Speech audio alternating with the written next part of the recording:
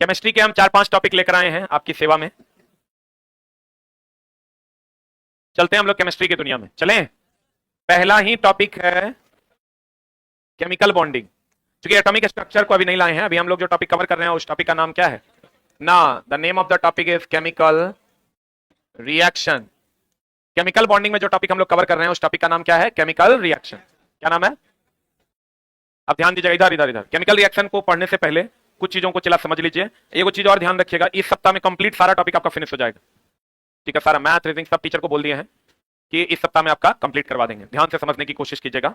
The name of the topic is chemical reaction. ठीक है ना। केमिकल रिएक्शन अलग अलग प्रकार का होता है। पहला जो होता है वो होता है संयोजन अभिक्रिया। कौन अभिक्रिया? संयोजन अभिक्रिया। थोड़ा सा जो कहीं कहीं पर फंसने वाला मामला है ना, उसी को हम लोग इसमें हाईलाइट करने वाले हैं। संयोजन अभिक्रिया का दूसरा नाम संश्लेषण अभिक्रिया भी है। डेली आपको इसका सवाल मिलता होगा टेस्ट में। संश्लेषण अभिक्रिया भी है। संयोजन अभिक्रिया का दूसरा नाम क्या है? संश्लेषण अभिक्रिया। और ये जो अभिक्रिया है, जब ए बी से जुड़ेगा तो क्या बना देगा? A B. इसके बारे में कुछ चीजों को आप थोड़ा सा डीप में समझने की चेष्टा कीजिएगा। इसमें एकल उत्पाद बनेगा।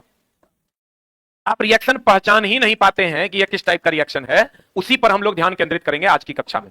ये एकदम सिंगल उत्पाद बनेगा। आप कहेगा कैसे? जैसे H2 प्लस O2 बराबर H2O, एकदम सिंगल उत्पाद बनेगा, डबल ट्रिपल नहीं बनेगा। यानी H2O plus Cl2 plus O2 उस टाइप का नहीं बनेगा। क्या बनेगा? क्या बनेगा?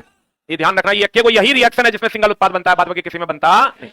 नहीं समझा होगा? ध्यान से समझना। जैसे अगर मान लो कि आपको हम रिएक्शन देते हैं BaSO4 या रिएक्शन देते हैं Na2SO4 प्लस BaCl2, ये बना देता है NaCl प्लस BaSO4। आप कहेगा ये दोनों तो जुट रहा है, तो संयोजन अभिक्रिया हो जाएगा। ध्यान दीजिएगा। बच्चे कहते हैं कि सर ए और बी जुट रहा है तो यही तो संयोजन है। नहीं, ए और बी का जुटना या ए बी सी डी का जुटना और एकल उत्पाद का देना संयोजन अभिक्रिया। अभी चला, तुमको तो मजाक लगता है, हाँ जुट गया संयोजन। एग्जाम हॉल में जब आप जाओगे ना तो 2-3 ऑप्शन के बीच में आप कंफ्यूज हो जाते हो मारने में। ऑप्शन देता है 1 2 1 एंड 2, 1 2 3, 2 एंड 3। वहां आपको खोजना एकदम आसान हो जाएगा अगर आप ध्यान दें। यही एक अभिक्रिया है जिसमें सिंगल उत्पाद बनता है। आप तो सोचने की जरूरत नहीं है। अगर कोई रिएक्शन दे और उसमें एक उत्पाद बने तो वो कौन अभिक्रिया है? संयोजन अभिक्रिया है या संश्लेषण अभिक्रिया? उम्मीद करते हैं बन गया होगा, समझ गए होंगे। नहीं समझे? ये बताओ, ये संयोजन अभिक्रिया है क्या? नहीं है तो हटा देते हैं।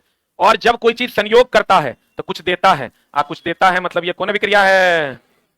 अब अगर दोस्त मेरे आपको कहे कि बताइए संयोजन अभिक्रिया का डिफिनेशन क्या है, हम कहेंगे जब दो या दो से अधिक पदार्थ आपस में जुटकर एकल उत्पाद का निर्माण करता है, वो कौन अभिक्रिया है? संयोजन अभिक्रिया है। आप पहचानने में दिक्कत होगा क्योंकि यही एकमात्र रिएक्शन चला है जिसमें सिंगल प्रोडक्ट बनता है। बोले वह नहीं करेगा। और ये उष्मा छेपी है कि सोसी है? जल्दी से लिख।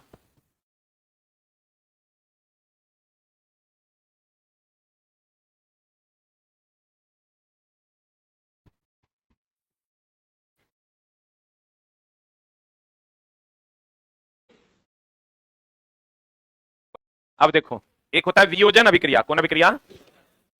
वियोजन अभिक्रिया।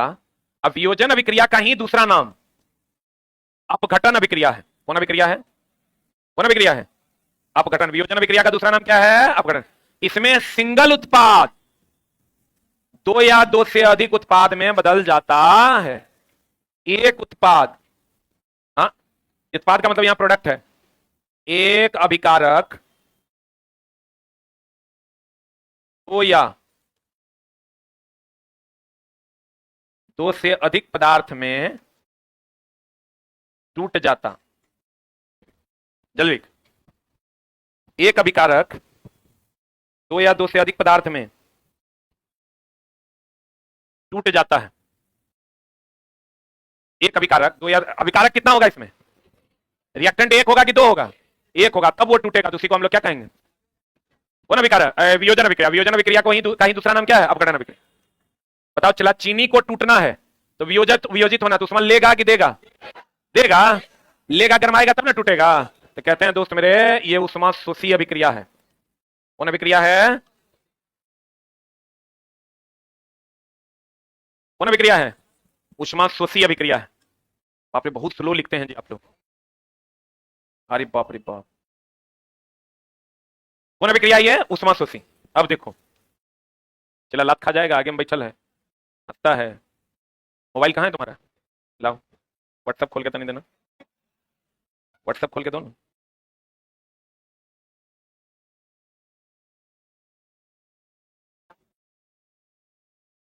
लाओ रे, अरे व्हाट्सएप खोल के दो ना, हम देख लेंगे। लाओ बोलो भाई, बहुत मार मारेंगे। Stand up. और चला हाथ नहीं चल रहा है और एक लाइन को 3 बार देख के लिख रहा है, कर मतलब ये कहीं फसल है।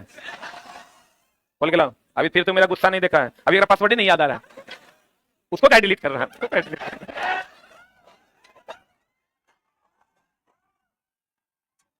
उठ, उठ, उठ, उठ। उसको क्या है? एकरा में पूरा तो हाथ चल रहा है, लिखने में अगर हाथ ही नहीं चल रहा है, एकरा में पूरा ऐसे से। अरे बा, अरे बा, चट्टा चटमल। खोल के दिखाओ, अभी सबको दिखाएंगे, ऐसा नहीं है। अरे जब हम लोग का तो बाल नहीं है तो टोपी लगाते हैं, अगर बाल है तो यही टोपी। स्टाइल स्टाइल स्टाइल बाबू भाई, स्टाइल।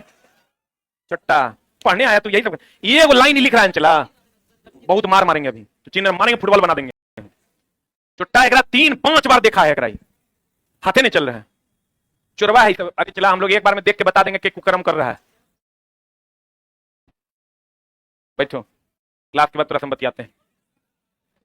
चला वो कैसे लिख रहा है, देखो, एक क चुट्टा चुरवा। एक अभिकारक 2 या 2 से अधिक पदार्थों में टूट जाना क्या कहलाता है? उष्मा शोषी अभिक्रिया। सही है, उष्मा शोषी। ये जो है दोस्त मेरे, वियोजन का ही दूसरा नाम क्या है? अपघटन अभिक्रिया। वियोजन का दूसरा नाम क्या है? अपघटन। नेक्स्ट, अब देखना, इसका एग्जांपल है जो तुमको एकदम खूब पूछता है। एक तो CaCO3, ये टूट जाएगा CaO प्लस CO2 में। दूसरा लेड नाइट्रेट, PbNO3 2, सबसे ऊपर में था। माई बाप को रखो ना सबसे ऊपर में, अभी लतिया आएंगे तो रुकना। अकेले में क्या दिखाएगा, यहां सबके सामने देखेंगे। Lead nitrate PbO plus NO2 plus किसमें टूटेगा? O2 में। बोलो हाँ, जल्दी लिख। बताइए, अब कभी आगे नहीं बैठेगा, गारंटी है। कैसे पकड़ लेते हैं?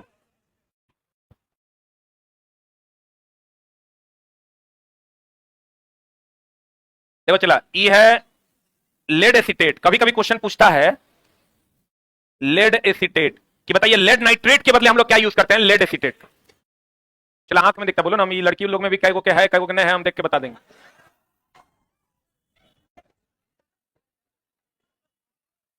छोड़ो अब काहे परेशान, सब काम करो चला, लेकिन पढ़ाई एकदम ध्यान से करो।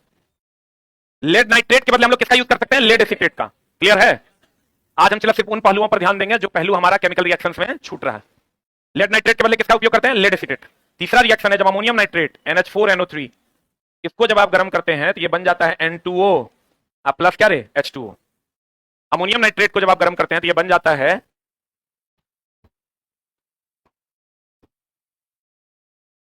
N2O plus H2O। पढ़े? NH4NO3 N2O प्लस H2O में बढ़ जाएगा। हो गया? अब आ जाओ दोस्त मेरे, विस्थाप। उष्मा छेपी उष्मा शोषी तो जानता होगा, जो उष्मा देगा उष्मा छेपी, और जो उष्मा लेगा। तो दोस्त मेरे, उष्मा छेपी थोड़ा सा पढ़ लो ना तो गड़बड़ा जाएगा। उष्मा छेपी हम हमेशा बच्चों को बताते हैं, उष्मा छेपी होता है जब अम्ल, क्षार, डिटर्जेंट, अम्ल, क्षार, डिटर्जेंट, सीमेंट, ये सब जब जल से अभिक्रिया करेगा ना, ये उष्मा छेपी अभिक्रिया होगा, उष्मा देगा। अम्ल, क्षार, डिटर्जेंट, सीमेंट, ये सब जब जल से अभिक्रिया करेगा तो क्या देगा? चूना। ये सब उष्मा छेपी अभिक्रिया।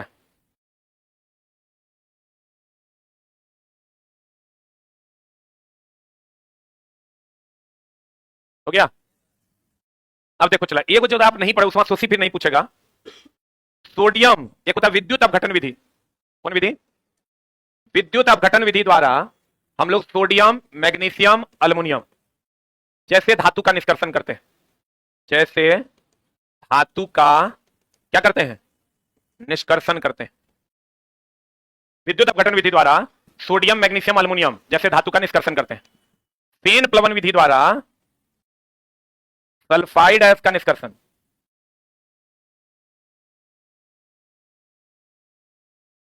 सल्फाइड अयस्क का निष्कर्षण फेन प्लवन विधि द्वारा सल्फाइड अयस्क का निष्कर्षण। ये जो चला हेबर विधि है, हेबर विधि से क्या बनाते हैं? लेकिन दोस्त मेरे इसका ध्यान रखना, हेबर विधि से अमोनिया बनाते हैं और ये उत्क्रमणीय अभिक्रिया है। N2 जब H2 से अभिक्रिया करेगा तो NH3 दे देगा। कौन उत्प्रेरक की उपस्थिति में? आयरन चूर्ण की उपस्थिति में, याद रखना। और हेबर विधि से अमोनिया बनना उत्क्रमणीय है। उत्क्रमणीय जानते हैं ना? उत्क्रमणीय मतलब रिएक्टेंट से प्रोडक्ट बनेगा, प्रोडक्ट से फिर क्या बनेगा? रिएक्टेंट बनेगा। और हेबर विधि से अमोनिया बनाने के लिए किस चूर्ण का प्रयोग करते हैं? किसका प्रयोग करते हैं?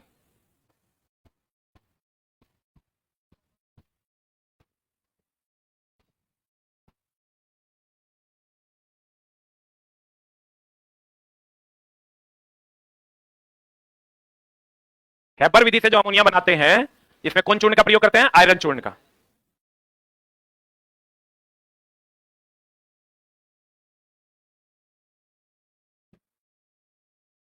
हाँ जी, ऊपर कर दें। हो गया? अरे हुआ।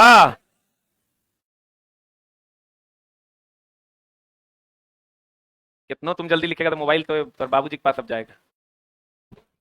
हाँ, कोई दिक्कत कैसे रहेगा? तुम जैसे नालायकों से किसी को कोई दिक्कत हो सकता है? कुछ नहीं, सबके सामने खोल दो। क्या है, मेरा मोबाइल है, कोई देख लो, क्या फर्क पड़ता है? कुछ तो है। खाली कुछ नहीं करना, बाबूजी को फोन करके कहना है कि आपका बेटा जो है ना बहुत बढ़िया बढ़िया काम कर रहा है। इस बार नोबेल इसी के नाम है। 5 नंबर में आते हैं दोस्त मेरे, विस्थापन अभिक्रिया। कौन अभिक्रिया? विस्थापन अभिक्रिया की अगर बात करोगे तो विस्थापन अभिक्रिया 2 प्रकार का। कौन कौन? एकल विस्थापन और कौन अभिक्रिया? द्विविस्थापन। द्विविस्थापन अभिक्रिया का ही दूसरा नाम कौन अभिक्रिया है? कौन अभिक्रिया है? अवक्षेपण अभिक्रिया। कौन अभिक्रिया है? अब देखो, एकल विस्थापन में ए बी से अभिक्रिया करेगा, ए बी सी से अभिक्रिया करेगा, ए सी प्लस बी दे देगा। और द्विविस्थापन अभिक्रिया में ए बी सी डी से अभिक्रिया करेगा, ए सी प्लस क्या दे देगा? B D. जल्दी, ए सी प्लस क्या दे देगा? B D. दो को विस्थापित होगा, यहां देखो, बी भी विस्थापित होगा, सी भी विस्थापित होगा।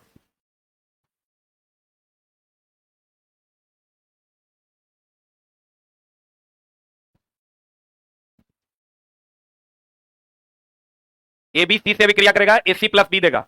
और ए बी सी डी से अभिक्रिया करेगा, ए सी प्लस क्या देगा? B D. देखो अभी लिख के तैयार है। हो गया? अरे छोटा, अरे हुआ। अब देखो, अगर हम, आपके पास शायद एक क्वेश्चन भी होगा, बेरियम क्लोराइड वाला एक क्वेश्चन है, ये है कि नहीं? ये क्वेश्चन देख लीजिएगा, होगा सोडियम सल्फेट और बेरियम क्लोराइड वाला।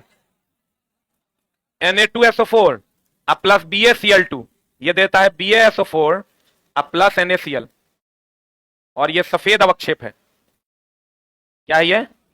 सफेद अवक्षेप है। Na2CSO4 BaCl2 से विक्रिया करेगा, BaSO4 प्लस NaCl दे देगा। और ये BaSO4 कैसा अवक्षेप है? सफेद। ये द्विविस्थापन विक्रिया भी है, अवक्षेपन भी है। लेकिन अगर दोनों ऑप्शन में दे देगा तो क्या मारेंगे? अवक्षेपन। क्या मारेंगे?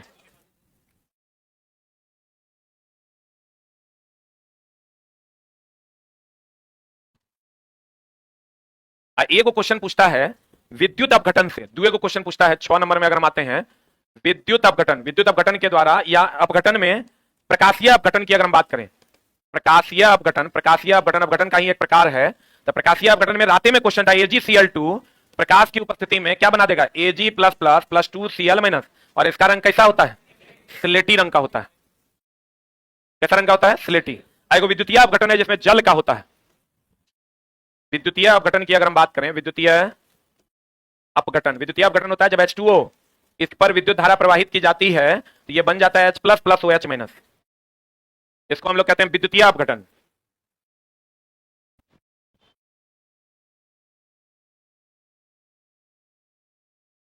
क्या कहते हैं इसको? विद्युतीय अपघटन, जब H2O H प्लस और OH माइनस में टूट जाता है।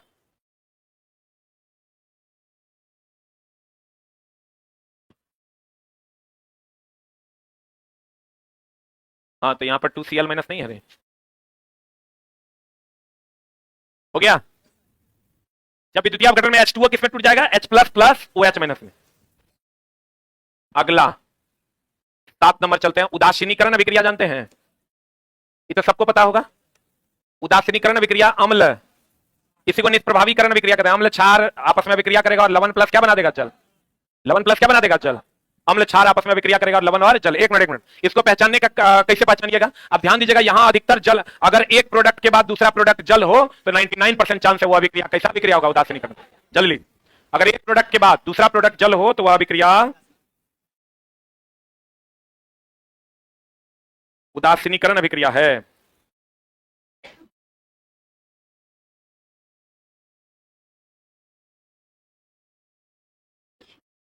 जब एक प्रोडक्ट के बाद दूसरा प्रोडक्ट क्या हो?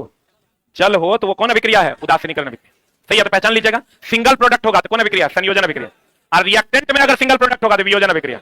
और अगर प्रोडक्ट में एक प्रोडक्ट के बाद जल हो तो वो अभिक्रिया कौन अभिक्रिया? उदासीनीकरण अभिक्रिया। कौन अभिक्रिया? उदासीनीकरण अभिक्रिया का उदाहरण है। और देखो 8वां है क्लोर क्षार अभिक्रिया। क्लोर क्षार अभिक्रिया क्या है?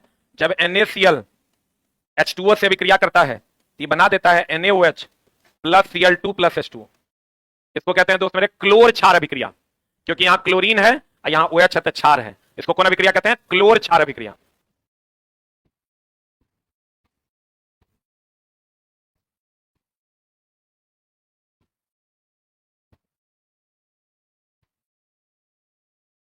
कौन अभिक्रिया कहते हैं? क्लोर क्षार अभिक्रिया के नाम से जानते हैं। कौन अभिक्रिया कहते हैं? क्लोर क्षार अभिक्रिया। क्यों कहते हैं? क्लोरीन है और ये क्या दे रहा है? क्षार। इसी को हम लोग क्या कहते हैं? क्लोर क्षार अभिक्रिया। क्लियर है? अरे बोलो। अब देखो चला, संपर्क विधि से क्या बनता है? संपर्क विधि से बनता है H2SO4। अब फेन उत्प्लवन विधि से भी तुरंत बताया कौन? Sulphide S. हेबर विधि से क्या बनता है? अमोनिया। हेबर विधि से क्या बनता है? अमोनिया। सिंगल प्रोडक्ट बनेगा तो कौन अभिक्रिया? संयोजन। एक रिएक्टेंट टूटेगा, सिंगल रिएक्टेंट टूटेगा, वियोजन। एक प्रोडक्ट के अलावे जल होगा, कौन अभिक्रिया? उदासीनीकरण। एक गुण और जान लो अवक्षेपण का। अवक्षेप की अगर हम बात करें तो अवक्षेप में बेरियम सल्फेट BaSO4 का अवक्षेप कैसा होता है? सफेद। लेड आयोडाइड का अवक्षेप कैसा होता है? पीला ना। लेड आयोडाइड का अवक्षेप कैसा होता है? पीला। और अवक्षेप कैसा होता है? ठोस। ठोस रूप में होता। बताओ, ठोस यानी पत्थर से कभी गैस निकलेगा? तब अवक्षेप से गैस नहीं निकलता। क्या नहीं निकलता? गैस नहीं निकलता। गैस नहीं निकलता। और यह अघुलनशील है जल में कि घुलनशील है? जल में अघुलनशील है। ये वो चीज और ध्यान रखना, कैल्शियम ब्लीचिंग पाउडर जिसको आप कहते हैं CaOCl इंटू Cl, फीका पीला पाउडर है। कैसा पीला पाउडर है? फीका पीला पाउडर है। आंशिक रूप से जल में घुलनशील है। आंशिक रूप से जल में घुलनशील है। कैसा पाउडर है? फीका पीला। कौन गैस देता है? अरे कौन गैस देता है? क्लोरीन गैस देता है।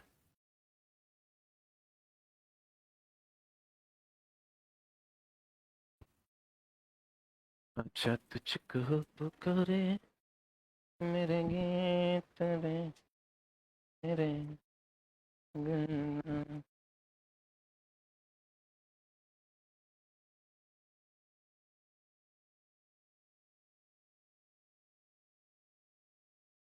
हो गया? ब्लीचिंग पाउडर जल में पूर्ण रूप से कि आंशिक रूप से? आंशिक रूप से घुलनशील होते हैं। बढ़े? अरे बढ़े हो? अरे बढ़े हो?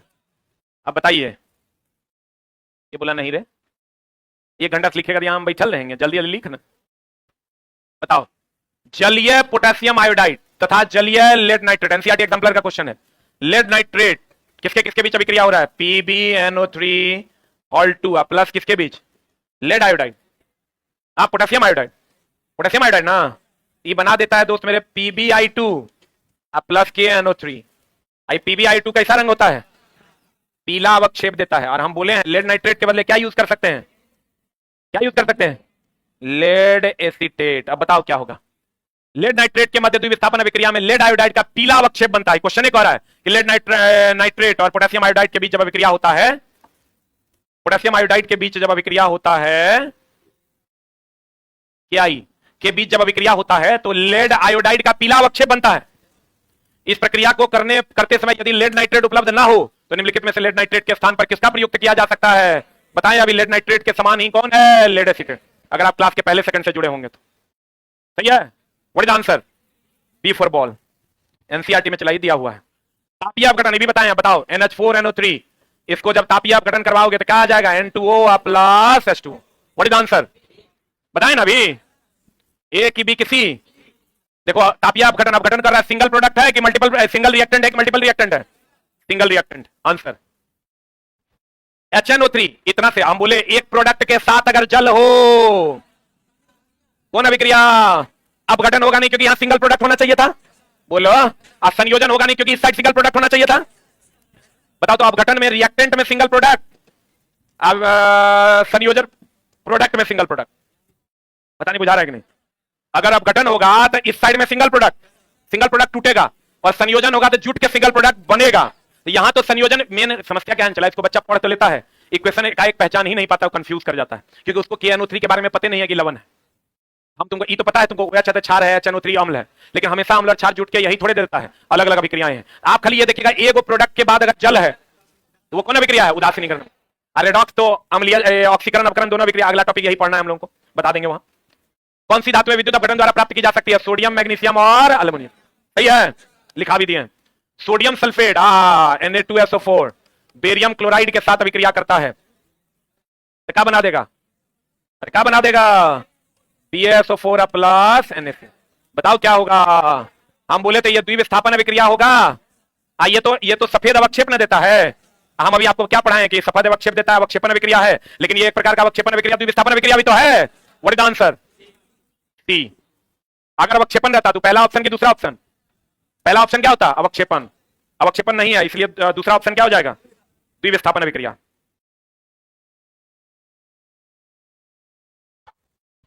यहां बता, अवक्षेपण होगा कि द्विविस्थापन होगा? अवक्षेपण ऑप्शन में नहीं है, लेकिन अगर रहता तो क्या मारते हैं? अवक्षेपण। That is the radioactivity. कौन एक्टिविटी चला? इसमें कुछ कुछ इंपॉर्टेंट क्वेश्चंस हैं, ध्यान दीजिएगा। रेडियम किस खनिज का है? Pinch blade. यूरेनियम भी किसका है? लिख लो। जो इंपॉर्टेंट तुमको परेशान करेगा वही हम लिखे हैं। हेमेटाइट तो सबको पता है, चूना पत्थर, कैल्शियम CaCO3, इसका जरूरत नहीं है। रेडियम किस खनिज के प्रयोग से प्राप्त होता है? Pinch blade. एक चीज और ध्यान रखना, थोरियम से क्या प्राप्त होता है? अरे थोरियम से क्या प्राप्त होता है? मोनोजाइट। थोरियम से क्या प्राप्त होता है? मोनोजाइट। अब बताओ मैग्नेट किसका बना होता है? कितना बार बोले हैं मैग्नेट? लोहे का अयस्क मैग्नेटाइट से बना होता है, that is Fe3O4। Thorium, monazite. Magnet किसका बना होता है? मैग्नेटाइट का। मैग्नेट किसका बना होता है? मैग्नेटाइट का। मैग्नेट किसका बना होता है? मैग्नेटाइट का। कार्बन डेटिंग, निम्न निर्धारण, जीवाश्म। बोलो। अच्छा बताओ, जीवाश्म होता है ये पुराना है, तो गैर नवीन है कि नवीन है? हाँ, गैर नवीन है। गैर नवीन मतलब परंपरागत है। अरे बोलो। ऑक्सीजन पर्याप्त रहेगा तो क्या देगा? कार्बन डाइऑक्साइड की कार्बन मोनोऑक्साइड। ऑक्सीजन अपर्याप्त रहेगा तब, अपर्याप्त रहेगा तो क्या दे देगा? Carbon monoxide. बताओ पेट्रोलियम जो है इसको चट्टान का तेल कहते हैं, कोयला को जीवाश्म ईंधन कहेंगे? कोयला को क्या कहेंगे? जीवाश्म ईंधन। जीवाश्म ईंधन की उम्र क्या पता? किससे लगाते हैं? कार्बन 12 की कार्बन 14। आज बताओ कार्बन 12 से क्या करते हैं? कैंसर का, तो कोबाल्ट से करते हैं। ये बताएगा कार्बन 12 का यूज। कार्बन 12 का उपयोग किसी पदार्थ के द्रव्यमान को निकालने के लिए करते हैं। लिख लो, किसी पदार्थ का द्रव्यमान निकालने के लिए करते हैं। किसी पदार्थ का द्रव्यमान निकालने के लिए करते हैं।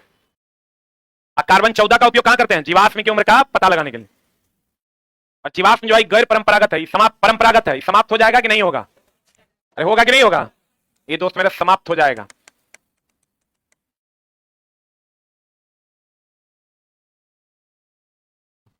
आ रहा है तोर मैसेज? हाँ करण नहीं सर, अभी घर में लोग हैं। हाँ रात में ब्रेकअप हुआ है। ये ब्रेकअप कुछ होता है रात में, रात जब होने लगता है 3-4 बजे आता नींद लगता है, लोग ब्रेकअप कर लेता है। अब भोरे फिर शाम होते होते 4 बजे तक जो है सब एक दूसरे की जरूरत है, कोई उपाय नहीं है। हो गया। कार्बन 14 से जीवाश्म की उम्र का पता, और कार्बन 12 किसी पदार्थ का द्रव्यमान निकालने के लिए उपयोग करते हैं। किसका उपयोग करते हैं? कार्बन 12। अगला प्रश्न आपके स्क्रीन पर, हाल ही में इस सब चला नया टाइप का क्वेश्चन है, कौन सी खोज विज्ञान के क्षेत्र में बड़ी सफलता के रूप में जाना गया? गुरुत्वाकर्षण तरंगों की का पता, यह कंप्लीट नए तरीके से पता लगाया गया है और नया चीज है।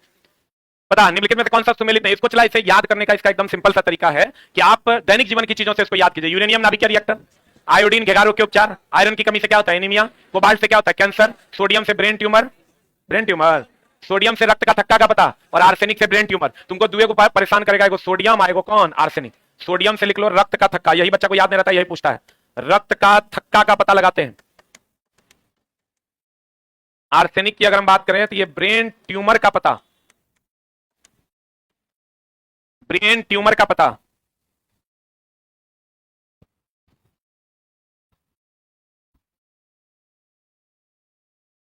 ब्रेन ट्यूमर का पता कौन कौन रे?